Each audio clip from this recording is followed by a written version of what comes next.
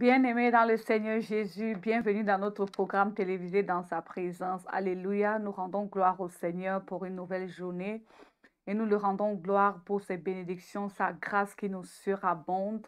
Nous nous rendons gloire pour cet esprit et surtout l'esprit de la crainte de Dieu. Alléluia, qui vient sur nous pour nous aider à vivre dans l'obéissance de la parole de Dieu.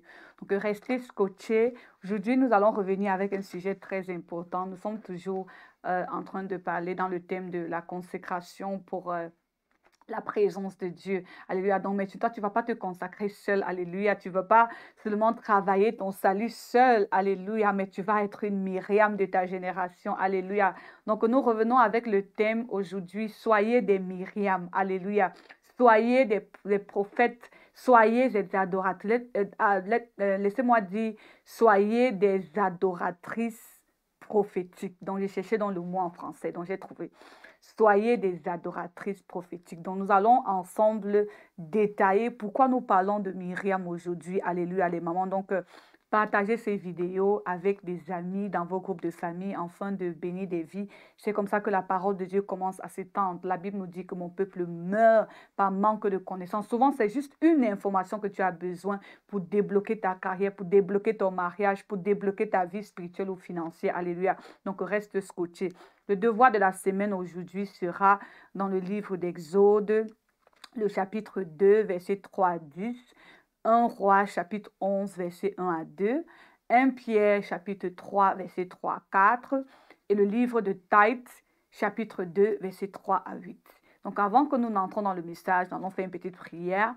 Donc, la prière que tu vas faire, je suis une femme douce, je suis une femme aimante, je suis une femme serviable, je suis une Myriam de ma génération. Alléluia. Je suis une femme que Dieu a créée pour ne pas seulement impacter ma vie, mais pour impacter mon environnement. Donc, je reçois la grâce spirituelle et l'aide du Saint-Esprit pour être une Myriam pour mon mari, pour mes enfants, pour ma ville, pour ma nation, pour le monde entier et pour le royaume de Dieu. Alléluia, les servants de Dieu, que Dieu vous bénisse abondamment. On va prier. Éternel Seigneur, je te confie ce message sur découvrir les caractères de Myriam que nous pouvons souligner pour apprendre en tant que des femmes qui sont toujours en train de grandir dans le Seigneur. Donc, nous prions que tu puisses prendre contrôle de cet enseignement, que l'Esprit de Dieu remplit ma bouche des paroles de révélation, de connaissance, que le Seigneur donne des instructions à une femme, des directives à une femme, ou un homme qui me suit, ou un servant, un bien-aimé qui me suit, afin qu'ils puissent améliorer leurs relations humaines, améliorer leurs relations avec notre Créateur. Saint-Esprit, nous chassons toute forme d'opposition et nous couvrons ce studio dans le sang de Jésus. Merci Père pour ton amour, merci pour ta parole de vie. Au nom de Jésus, Amen. Alléluia. Donc, je suis vraiment tellement contente de parler sur ce sujet, sur Myriam, parce que c'est les choses que l'Esprit de Dieu a attiré mon attention, parce que je suis aussi une femme. Donc, je viens comme une leader de femme aussi pour partager mes expériences que j'ai eues avec le Saint-Esprit. Alléluia. Dans ma marche avec le Seigneur m'a donné beaucoup de révélations sur des femmes avec de caractères vraiment spéciaux dans la Bible que je peux appeler des généraux ou des femmes générales, un peu comme Déborah, Myriam, Anna, Esther, Ruth. Donc, nous avons beaucoup de femmes dans la Bible que nous pouvons apprendre d'elles. Alléluia. Donc, aujourd'hui, nous allons parler de Myriam. Donc, qu'est-ce qui est spécial sur Myriam? Donc, la Bible nous parle des caractères de Myriam dans la Bible, comment elle était une adoratrice prophétique, travaillant avec son frère Moïse pour l'aider à mener le peuple d'Israël dans leur terre promise. Alléluia. Mais avant que Moïse ne grandisse jusqu'à ce niveau, il a confronté beaucoup d'obstacles. Et la Bible nous dit comment Dieu a utilisé sa sœur Myriam pour l'aider à ce qu'il puisse déjà même vivre. Parce que si Moïse était mort dans le fleuve, si Moïse avait été tué, alléluia, je ne pense pas qu'il devait avoir un sauveur pour le peuple d'Israël. Donc, il était le choisi de Dieu et gloire à Dieu que le Seigneur a mis cette vision sur Myriam. Myriam a pu détecter les talents et les potentiels qu'il y avait en Moïse et Myriam l'a tenu la main. Myriam l'a accompagné, alléluia, jusqu'à ce que Moïse devienne à un âge où il commence à servir Dieu. Alléluia, les mamans. Donc, nous lisons dans le livre d'Exode, ici, chapitre 2, verset 3 à 10. Mais avant que je ne lis la Bible, l'Esprit de Dieu est en train de me pousser à dire à une femme, peut-être Dieu t'a donné un Moïse dans ta vie. Ça peut être un enfant ou être ton mari, ou un frère ou une sœur. Quelqu'un que Dieu te donne qui a du potentiel. Et à l'état brut, vous allez voir même que Moïse, même, il était l'élu, il avait l'appel de Dieu dans sa vie, mais quand tu le regardais, alors tu ne pouvais pas savoir. Généralement, les héros, on ne les reconnaît pas. Donc, on voit l'exemple de David, comment même Samuel n'a pas pu le ouin, n'a pas pu le reconnaître. Donc, il faut vraiment un œil spirituel vraiment assigné ou méticuleux pour voir derrière quelqu'un un appel. Normalement, tu es appelé pas seulement à être une épouse, une mère ou une sœur, mais tu es aussi appelé à être quelqu'un qui va aider à développer ton mari à accomplir sa destinée. Il y a beaucoup d'hommes que Dieu donne dans la main de nous, les femmes, qui peuvent être des sénateurs, des présidents, des prophètes, des évangélistes, des apôtres. Mais peut-être l'homme que Dieu t'a donné, il est toujours en train de boire. Il est toujours en train même peut-être de commettre l'adultère ou peut-être il est toujours violent, il est toujours coloré, il ne veut même pas partir à l'église. Donc toi-même là, si on vient te dire que bon, l'homme que tu amènes là, ce sera un apôtre, tu vas commencer à dire que maman Evelyne, pardon, laisse-moi tranquille. Mais si nous regardons bien là, nous allons voir comment Dieu prend des rien du tout et les fait devenir des tout. Il te prend, comme on dit en anglais, from grace to grace. Alléluia. Donc, de zéro à héros. Amen, les mamans. Donc, ne dis pas toujours que ce monsieur, tu es bon à rien. Non. Mais j'aimerais que tes yeux spirituels puissent voir au-delà de l'alcool qu'il boit, au-delà des mots qu'il te lance pour te blesser, au-delà de son irresponsabilité, au-delà de ça, il y a quelque chose, il y a un talent, il y a une gloire, alléluia, cachée dans la vie de ton époux ou dans la vie de ton mari, mais c'est ta responsabilité de rester à la brèche, de prier et de demander à Dieu la raison pour laquelle tu as été marié. Il y a beaucoup de mariages qui sont connectés de manière divine. Dernièrement, je parlais à une de nos mamans aussi que tu crois que tu regardais juste la beauté de ton mari, mais vous êtes mariés parce qu'il y a un agenda divin derrière votre mariage. Donc, c'est bien de comprendre que si le mariage est seulement pour ton plaisir, donc tu ne sais à rien à Dieu. Alléluia. La Bible dit que faisons tout pour la gloire de Dieu. Tout, c'est pour la gloire de Dieu. Même ton mariage, maman, c'est pour la gloire de Dieu. Même les enfants que Dieu te donne, maman, c'est pour la gloire de Dieu. Généralement, comme ça, vous allez voir entre nous, surtout nous les mamans, quand Dieu donne les enfants, tu peux bien dire que celui-ci, je veux qu'il soit docteur. Celui-ci, je veux qu'il soit ingénieur. Mais quand Dieu te dit que celle-là ou celui-là, il sera prophète ou il sera pasteur, tu dis non, les pasteurs, ils ont rien. Ils n'ont pas l'argent. Non, je ne veux pas qu'il soit pasteur. Mais tu as bien compris comment Dieu t'a dit que cet enfant particulier, il a les talents, il a la crainte de Dieu, il sera un homme de Dieu. Mais nous avons peur. Nous devons aider aussi nos enfants. Regardons les talents. Regardons ce que Dieu a prédisposé dans les talents qu'il a mis, les dons qu'il a mis sur nos enfants, sur nos maris. Soyons vraiment attentionnés. Alléluia. Ne regardons pas seulement les faibles, mais regardons aussi en eux avec les yeux de Dieu. Nous verrons beaucoup de choses glorieuses. Alléluia. Donc, disons ici le verset 2 qui dit: ne pouvant plus cacher le petit, elle prit une caisse de jonc, c'était la mère de Moïse ici, qu'elle endurcit de bitume et de poids et y mit l'enfant et déposa parmi les roseaux sur le bord du fleuve. Verset 4, la sœur de l'enfant se tint à quelque distance pour savoir ce qui l'arrivait. Alléluia.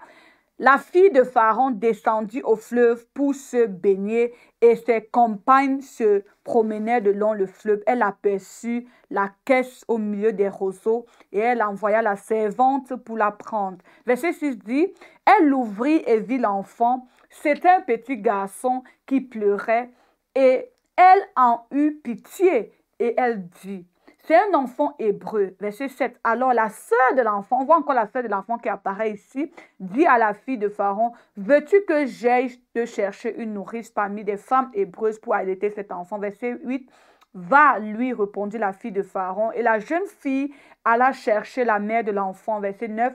La fille de Pharaon lui dit, emporte cet enfant et allaite-le-moi. Je te donnerai ton salaire. La femme prit l'enfant et l'allaita. Alléluia. On va souligner sur verset 4 déjà comment la maman de Moïse l'a déposé.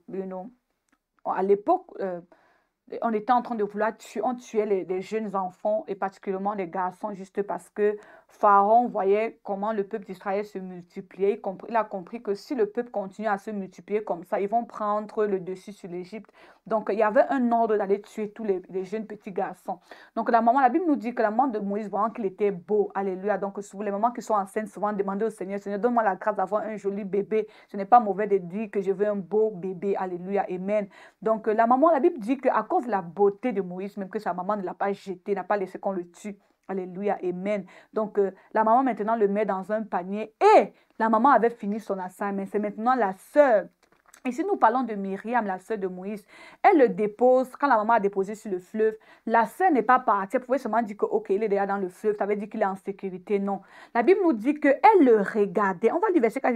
La sœur de l'enfant se tint à quelque distance pour savoir ce qui lui arrivait, maman. Donc, tu ne vas pas seulement dire que ton mandat est déjà fini, peut-être parce que tu t'es déjà marié, ou peut-être parce que ton mari a déjà construit une entreprise, ou peut-être il a déjà construit une maison, il a déjà une voiture. Tu te dis que le devoir est terminé. Non, maman, il y a encore beaucoup à faire. Alors, jusqu'à ce que cette personne, ça peut être comme je dis, un mari, un enfant, ou un frère, une soeur, puisse arriver à l'endroit où Dieu l'a prédestiné. Tu ne vas pas baisser les yeux, maman. Tu ne vas pas baisser l'attention. Alléluia. Tu dois avoir les regards braqués et toujours être attentionné. Donc, on souligne ici un caractère d'attention dans la vie de Myriam.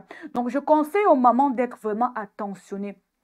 Je vais vous dire que le mariage, c'est une école et ça demande la grâce de Dieu, l'esprit de Dieu de rester marié pour longtemps. C'est la raison pour laquelle, maman, respectez les gens quand ils disent qu'ils ont 20 ans, 30 ans de mariage. Pour les jeunes mariés, ils peuvent comprendre ce que je suis en train de dire.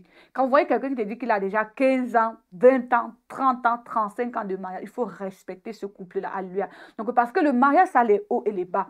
Et la femme doit vraiment bien comprendre son rôle. Alléluia. Si tu comprends que tu es l'aide de l'homme, tu es venu aider cet homme à manifester sa vision. Ça veut dire que tu ne te concentres pas seulement sur ta carrière, carrière, tu ne veux même pas accoucher parce que tu dis que, oh, si j'ai un bébé maintenant, ça va bloquer mon école. J'ai trouvé des cas comme ça, des femmes qui, elles étaient mariées durant le moment où elles étaient fertiles, peut-être les périodes d'enfantement, elles refusent d'enfanter, elles prennent des contraceptifs parce qu'elles veulent continuer dans la carrière. Et après, maintenant, quand elle sort de l'école, elle est en train de chercher l'enfant. Jusqu'à présent, ils sont en train de chercher de l'enfant. Donc, dans la vie, il y a la saison. Apprenons à confier nos vies au Seigneur. C'est lui qui a notre calendrier divin. Si tu confies même ton mariage au Seigneur, maman, ta carrière au Seigneur, Dieu te guidera. Dieu te montrera comment faire. Alléluia. Et apprenons à être soumise à la parole de Dieu. Donc, on parle ici d'une femme attentionnée. Est-ce que tu sais que le Seigneur t'a confié un mari, un enfant qui a une destinée glorieuse? Je pense que j'ai déjà parlé de ça. Myriam regardait Moïse, alléluia, et le regardait du fleuve aussi parce qu'elle avait peur que les crocodiles du fleuve pouvaient manger Moïse. Vous voyez là les rivières comme ça, il y a des gros crocodiles. Donc, le crocodile ici dans la vie d'un homme, d'un enfant, d'un frère, une soeur, peut représenter l'alcool, les choses qui viennent dénaturer. Tu prends, tu épouses un mari comme ça qui était OK, peut-être à cause de la sorcellerie, à cause peut-être des mauvais amis, des mauvaises fréquentations, ou quoi que ce soit, ou de la dépression, des esprits impurs qui viennent s'infiltrer dans la vie, soit de ton enfant, d'un mari, je ne sais pas. Après, subitement, le mari devient alcoolique. Après, subitement, le mari devient drogué. Après, subitement, c'est les mauvaises fréquentations. Mauvaise fréquentation, alcool, drogue, toutes ces choses de délinquance, ce sont comme des crocodiles qui viennent pour ronger. La Bible dit que le diable vient pour nuire, pour détruire, alléluia, tuer, détruire et dérober, alléluia. Le diable vient pour dérober, il vient pour détruire, il vient pour tuer. Mais Jésus vient pour que nous ayons la vie en abondance. Jésus vient pour que tu puisses aider cet homme que Dieu t'a confié, cet enfant que Dieu t'a donné. Nous comprenons que nous sommes juste des vases où Dieu fait venir des enfants et nous donne. Souvent, nous prenons les enfants, nous adorons les enfants, nous ne comprenons pas que c'est le Créateur qui nous a donné cet enfant. Donc, tu dois aussi redonner cet enfant à Dieu comme Anna a redonné l'enfant. Alléluia, les mamans. Donc, j'ai dit ici que Myriam ne s'est pas arrêtée quand elle a vu que la fille de Pharaon a pris l'enfant. Elle a maintenant aussi cherché à ce qu'on puisse allaiter l'enfant. Alléluia. Donc, allaiter, c'est pour que l'enfant puisse grandir. Le lait, la source de vie pour ton mari, pour tes enfants, pour qu'ils puissent grandir, pour qu'ils puissent avoir l'essence vitale, maman, c'est la parole de Dieu, c'est Jésus. La Bible nous dit que Jésus est le chemin, la vérité et la vie. Nous sommes rien sans lui. La Bible nous dit dans le livre de Jean que sans lui, nous ne pouvons rien, maman. Même si ton mari est millionnaire, il est sénateur, il est CEO de compagnie, s'il n'a pas Jésus, maman, ce sera une perte de temps. Si ton mari, ton enfant ne connaît pas Jésus, c'est une perte de temps. Donc, c'est à nous aussi de présenter nos maris, nos enfants à Jésus. Afin que le salut que nous avons reçu aussi, qu'il puisse aussi avoir une relation avec le Créateur. Donc, femme, tu as le pouvoir. Si le roi Salomon, je voulais vraiment lire ce verset-ci, mais à cause du temps, je vais voir si j'aurai le temps pour rentrer sur ça. Mais la Bible nous dit ici que le roi Salomon il aimait Dieu. Quand il était couronné roi, il aimait beaucoup le ciel. La Bible nous parle même comment Dieu l'a apparu pour lui demander ce qu'il voulait. Mais la Bible nous parle aussi dans le livre de 1 Roi, chapitre 11, versets 1 à 2, comment ce sont ses concubines qu'il a épousées qui ont poussé Salomon à adorer les dieux, les idoles. Il est parti marier les concubines dans d'autres nations. Pourtant, Dieu lui a dit, n'épouse pas des femmes qui sont hors de ta nation. Il est parti marier les étrangères qui sont venus avec les idoles. Elles ont poussé Salomon à adorer les idoles. Maman, j'ai toujours posé cette question et j'ai toujours dit que si, comment je vais dire, si, on va lire le verset, lisons rapidement. 1 Roi, chapitre 11, verset 1 dit, le roi Salomon aima beaucoup de femmes étrangères. Outre la fille de Pharaon, il aimait les Moabites, des Ammonites, des Édomites, des Sidoniennes et des Tino, des Étiennes. Verset 2 dit, appartenant aux nations dont l'Éternel avait dit aux enfants d'Israël, vous n'irez point chez elles et elles ne viendront point chez vous. Pourquoi? Parce qu'elles tourneront certainement vos cœurs du côté de leur Dieu. Donc, la femme a le pouvoir de tourner le cœur de l'homme ou de l'enfant du côté de leur Dieu. Donc, les femmes étrangères qui adoraient les idoles ont pu tourner Salomon de laisser le Dieu vivant pour adorer les idoles. Maman, toi qui es chrétienne, tu peux aussi faire ton mari laisser l'occultisme, laisser les idoles pour adorer le Dieu vivant. Toi qui es une femme qui craint le Seigneur, maman, si les femmes étrangères ont pu pousser Salomon de laisser le Dieu vivant, vous voyez le pouvoir de la femme pour servir les idoles. Toi tu es chrétien, mais le mari n'est pas chrétien. Tu peux aussi, par la grâce et l'aide du Saint-Esprit, par la sagesse, le tic et le tact, la douceur que Dieu va mettre en toi, la sagesse que Dieu va mettre en toi, tu as la capacité, maman, je le dis, parce que c'est vrai, de faire ton mari laisser l'idole, laisser l'alcool, laisser l'idolâtrie, laisser la débauche pour servir le Dieu vivant. Alléluia. Donc, je dis ici là que Myriam ne s'est pas seulement rassurée que Moïse était déjà dans la main de la fille de Pharaon, mais la Bible nous dit qu'elle a cherché à ce que l'enfant soit allaité. Donnez vos maris et vos enfants à Dieu, alléluia, comme Anna a donné Samuel à Dieu. Peut-être tu as prié pour un travail, il a eu le travail. Tu as prié pour une bourse, et l'enfant a la bourse. Tu as prié pour une maison, Dieu vous a donné. Alléluia, mais ne t'arrête pas là. Rassure-toi aussi que le salut de ton mari et de tes enfants sont garantis. Parce que la Bible nous dit à quoi nous servira ce monde entier si nous perdrons notre âme, maman. Alléluia. Tu seras en train de pleurer si tu es en train d'aller au ciel et tu vois ton mari brûler en enfer, tes enfants brûler en enfer. Donc, c'est notre responsabilité. On suit ici le caractère d'une femme aussi aimante et serviable. Disons un livre de Tite, chapitre 2, verset 3, ici nous dit que les femmes âgées doivent aussi avoir l'extérieur qui convient à la sainteté. Alléluia. Donc, nous, les femmes chrétiennes, on n'a aucune raison de nous retrouver encore dans les bars. On nous retrouve encore en train de voir des films malsains. On nous retrouve encore en train de s'habiller comme le monde ou en train de parler avec agressivité. Alléluia. La Bible nous dit que on doit avoir l'extérieur qui convient à la sainteté. Alléluia. Donc, notre sainteté, ce n'est pas que tu vas dire à quelqu'un que je suis un chrétien, je suis saint. Les gens verront seulement comment tu te comportes, les endroits que tu ne vas plus, la façon dont tu mets ta vie en ordre, les priorités que tu mets dans ta vie, la discipline que tu mets dans ta vie montre que tu vis dans la sainteté. Le prochain dit, n'être ni médisante, ni à donner au vin, qu'elles doivent donner des bonnes instructions. Verset 4 dit, dans le but d'apprendre aux jeunes femmes à aimer leur mari et leurs enfants.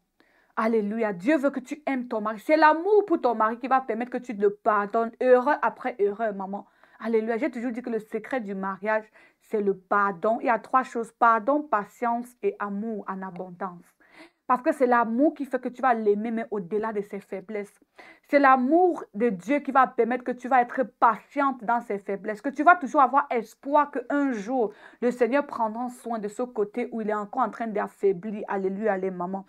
Donc, on doit montrer beaucoup d'amour. On doit être des femmes serviables. Alléluia. Même quand on est découragé, même quand on le fait et qu'il n'apprécie pas, maman, ça ne te décourage pas de continuer à prendre soin de lui, à repasser ses habits, à prêter sa nourriture, à nettoyer sa maison, à le conseiller. Alléluia. Moi, je dis toujours que l'homme, c'est comme un enfant. Alléluia. L'homme, c'est comme un premier fils. Amen. C'est la raison pour laquelle il laisse sa mère pour venir à toi. Amen.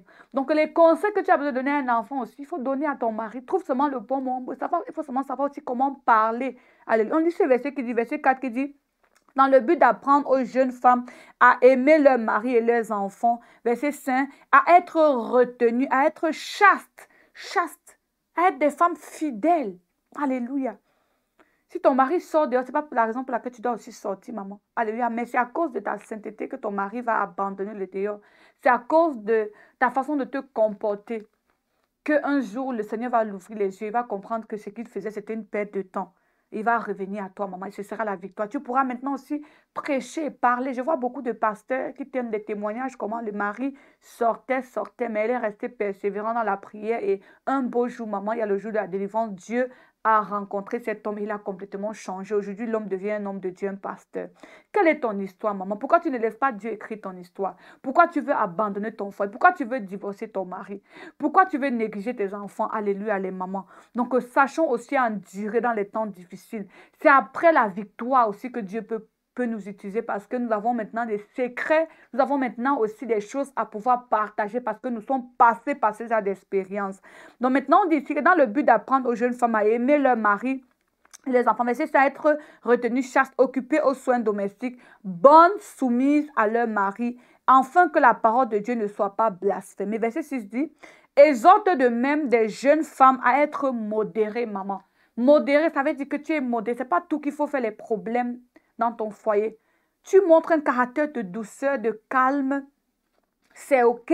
Alléluia. Ça dit, te montrant toi-même à tout égard un modèle de bonne œuvre. Alléluia. Toi-même, tu prêches l'évangile là dans ta façon de te comporter.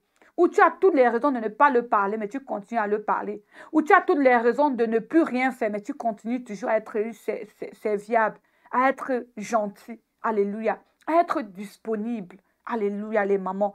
Donc, le prochain ici nous dit, te montrant toi-même à tout égard un modèle de bonne œuvre et donnant un enseignement pur et digne. Tu as des enseignements à donner, maman. Alléluia. La parole de Dieu que tu reçois, là, ce n'est pas pour garder. Tu dis, j'ai peur, tu peux. Non, n'aie pas peur. La Bible nous dit que Esther ne pouvait même pas aller devant le roi. Mais la Bible dit qu'elle a jeûné, mais elle est toujours allée devant le roi. Parce qu'à l'époque, une femme ne pouvait pas aller se présenter devant le roi comme ça, quand elle est avec ce sujet de peur de mourir. Mais Esther se présentait parce qu'elle avait Dieu qui était derrière elle. Maman, tu ne vas pas toujours continuer à marcher dans la peur. Dieu est avec toi, surtout si tu es en train de revendiquer le salut de ton mari, revendiquer à ce que ton mari puisse être aussi un homme digne et intègre afin de remplir sa destinée. Maman, Dieu et les anges seront en accord avec toi. Si tu as du tact, si tu as de la douceur, si tu es une femme sage. Prochain verset lui dit, une parole saine, irréprochable, afin que l'adversaire soit confus, n'ayant aucun mal à dire de nous. Alléluia. Donc, j'ai dit ici que l'amour pour nos maris et enfants, alléluia, c'est dans nos sacrifices. Alléluia. Combien de fois Dieu nous a confié des maris et des enfants et nous les avons négligés à toute forme de crocodile. Et les crocodiles qui viennent ronger aussi les enfants, il y a la télévision, il y a les mauvaises associations, il y a la drogue. Il y a beaucoup de crocodiles qui sont là autour, qui veulent ronger nos enfants. Alléluia. Maman, tu dois avoir les yeux attentionnés. Tu couvres tes enfants, ton mari, comme la mère poule. Alléluia, amen les mamans. Tu couvres ton mari comme une mère poule couvre ses œufs. Alléluia, les mamans. Tu ne laisses pas n'importe qui, n'importe comment venir jouer avec ta famille, avec ton foyer. Maman, non, non, non. Alléluia. Donc, tu prends ton foyer sacré, tu prends ta famille sacrée. Tu regardes à l'objectif que tu veux accomplir. Allez, l'objectif, c'est d'aider cet homme et ses enfants que Dieu te donne à accomplir leur destinée glorieuse et aussi particulièrement important de servir Dieu. Alléluia, les mamans. Donc, on a parlé aussi maintenant de Myriam. On est en train de vouloir clôturer. Myriam aussi était comme une femme prophète, comme j'ai dit, c'est adoratrice prophétique. Je suis en train d'essayer de mettre ces deux mots ensemble toujours et je n'arrive pas, donc je vais encore essayer. Donc, Myriam était une adoratrice prophétique. Savoir adorer Dieu pour sa famille. Je vous ai expliqué beaucoup de fois, beaucoup de gens disent, Maman Elvin, tu sais Dieu avec ton mari, blablabla. Ils ne savent pas les sacrifices que j'ai fait. Alléluia. Donc, le salut de ma famille a commencé par moi et c'est moi qui ai attiré mon mari. Alléluia. Je me rappelle quand j'allais à l'église, laver les toilettes, laver l'église. Et chaque fois que je lavais, je disais que Seigneur, pendant que je suis en train de nettoyer dans ton église, c'est comme ça que mon mari viendra te servir. C'est comme ça que tu es en train de nettoyer sa vie. C'est comme ça qu'il sera un homme que tu vas utiliser dans ta main. Alléluia. Qui avait les dons à faire aux hommes de Dieu, je fais les dons, mais je déclare. J'ai compris que le secret de ma famille, c'est d'avoir un homme et la femme dans la main de Dieu. Amen, les mamans. Donc, quand on dit adorer, que tu adores Dieu avec tout ce que tu as, avec ton temps, avec ton talent. Moi, je suis une fille, quand je suis venue à Dieu, j'étais tellement passionnée. Chaque pasteur qui m'avait à l'époque en dessus de lui, qu'on me voyait, n'avait même pas besoin de poser une question, de voir que j'avais un zèle pour Dieu. J'étais toujours prêt à aller dehors évangéliser, prêt à aller distribuer la nourriture aux pauvres. J'étais toujours prêt à nettoyer. Quand on disait que qui va nettoyer l'église, j'étais toujours la première à aller. Et à chaque fois que j'allais servir Dieu comme ça, je premiais dans mon cœur les prières, les points de prière pour ma famille, pour mon mari, et Dieu m'a exaucé. Donc le Dieu qui m'a exaucé, maman aussi, il va t'exaucer. Si seulement tu es vraiment sérieuse dans ta requête, alléluia les mamans. Donc la prophète ici utilise aussi sa bouche pour construire, pour faire des déclarations positives, pas des déclarations négatives. Tu fais des déclarations pour encourager. Tu prophétises dans la vie de ton mari que cet homme accomplira sa destinée, alléluia. Satan ne viendra pas. Ses pieds sont pour le progrès. Sa tête est pour des révélations, pas pour des pensées néfastes. Sa tête est pour la connaissance de Dieu. Ses yeux, c'est pour lire la parole de Dieu. Sa bouche, c'est pour encourager. Sa bouche, ce n'est pas pour crier sur moi, crier sur les enfants ou pour médire, alléluia, les mamans. Donc, tu vas faire des déclarations comme ça, même pour ton mari. Ta bouche est là pour faire des déclarations. La Bible dit qu'on appelle à l'existence ce qui n'existe pas. Utilise ta bouche pour faire des déclarations positives sur ton mari, sur tes enfants. Mes enfants sont pour des signes et des prodiges. Mes enfants ne seront pas des bandits, ils ne seront pas des homosexuels. Ils vont accomplir leur destinée. Alléluia. Ils vont impacter les générations. Ils vont servir Dieu. Ils vont être obéissants à la parole. Ils vont avoir l'appétit spirituel de lire la parole. Ils vont parler en langue à un jeune âge. Ils seront remplis des dons de l'esprit. Alléluia, les mamans. Donc, tu restes la Myriam. Alléluia, de ta génération. Maman, rappelle-toi, on a parlé de Myriam aujourd'hui. Juste en résumé, c'était une femme intègre, une femme qui, avec le caractère de l'attention, alléluia, a aidé Moïse à aller accomplir sa destinée. Elle a aidé Moïse tout au long du parcours jusqu'à ce que il puisse amener le peuple d'Israël dans leur terre promise. Même comme elle est morte en route à cause de l'âge, je me dis, amen. Donc, mais elle était là tout au long avec Moïse. Donc, on prend cet exemple aussi pour dire au moment de ne pas baisser les bras. Soyez des Myriam de vos générations et aidez donc vos maris, vos enfants à accomplir les destinées glorieuses. Le psaume 30, verset 5 dit, le soir arrivent les pleurs et le matin l'allégresse. Même si tu as pleuré, même si c'est dur dans ton foyer, mais la Bible nous déclare que le matin arrive l'allégresse où tu vas célébrer les fruits de tes efforts au nom de Jésus. Amen. Donc, je vais dire aux mamans maintenant de déclarer Seigneur Jésus dans ta vie comme Seigneur et Sauveur. Je te reçois, Jésus, comme mon Seigneur. Merci, Seigneur. Amen.